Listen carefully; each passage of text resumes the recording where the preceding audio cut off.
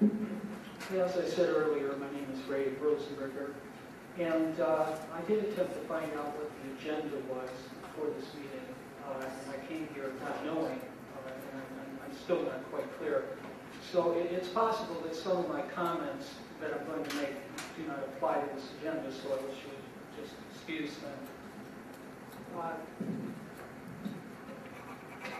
I wanted to thank you. I'm glad you're sitting there and I'm not. I've had that opportunity in the past, and I appreciate it, especially from the technological point of view and from the systems point of view. As I said, my name is Ray Rosenberger.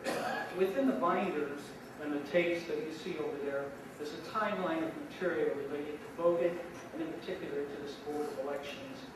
The material dates from mid-1999 through, and I was going to say through the Republican upset by state delay on vote breakdown this morning, which was in the paper, but that changed about 2 hours ago when I received an update that Riverside County pulls the plug on electronic voting. So it also includes as of about 2 hours ago. The stories within the bindings tell about the directors and the boards that have come and gone, the lives that have been altered and ruined. They speak to the questions of hanging chads, crashed computers, and missing ballots, and they tell a story that makes me wonder why there ever was a page one. There is not a person in this room, now or will there ever be, who understands and can explain something called electronic voting.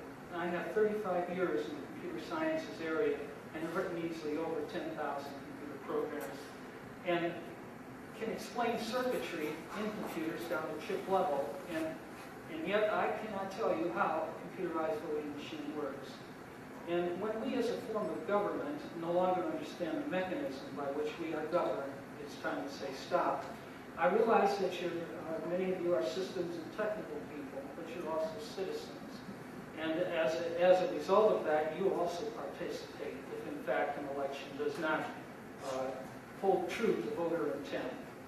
And I think there's a saying that we sometimes fall victim to, when it says that you're up to your butt in alligators, it's difficult to remember that your initial objective was to drain the swamp.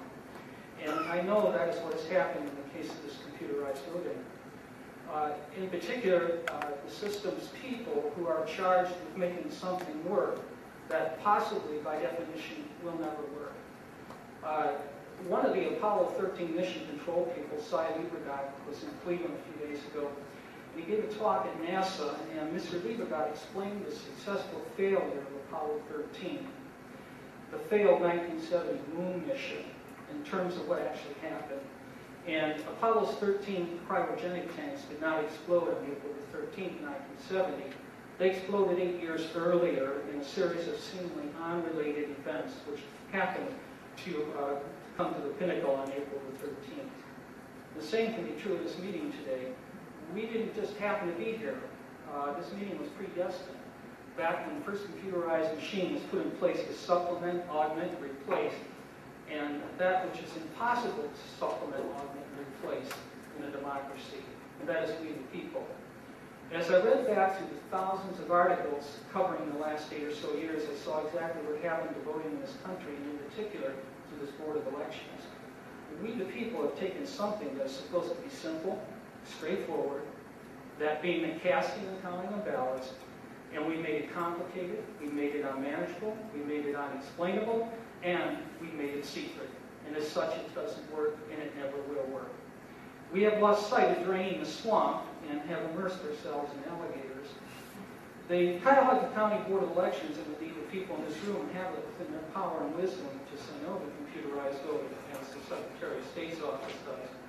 We don't understand it, we can't explain it, we can't manage it, and if that's something that we can neither explain, I don't see how we're going to make it work. My proposal is simple and straightforward, but let's go back to something we can understand, explain, and manage. Let's go back to paper ballots counted by people. I know we can accomplish this and still meet the requirements of any existing or future law. There is a willingness on the part of the voters to get involved with something that they can understand, they can explain, and they can manage. There are paper ballot systems now available that maintain secret vote casting while allowing transparent vote counting and properly done, count faster and more accurate than any voting machine. We have within our power today to reverse something that should have never begun in the first place, computerized voting.